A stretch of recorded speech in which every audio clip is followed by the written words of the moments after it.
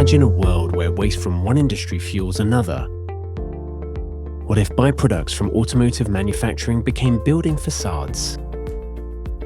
The global automotive industry generates consistent waste streams of galvanized sheet metal during stamping operations. This metal, which costs 50 cents per pound, is sold as scrap for just 6 cents per pound. By transforming automotive waste into building facade panels and living wall systems, the industry can sell this waste for more than scrap value while providing a cheaper alternative to raw materials. I'm Ahmed Ali, and I'm dedicated to activating the circular economy through industrial symbiosis.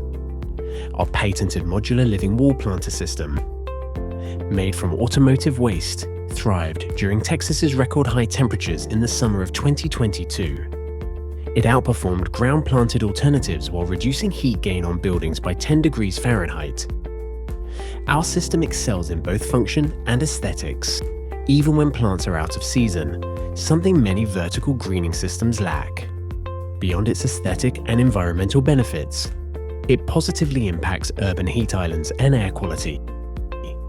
Let's transform waste streams into products and create a future of closed-loop collaboration between industries.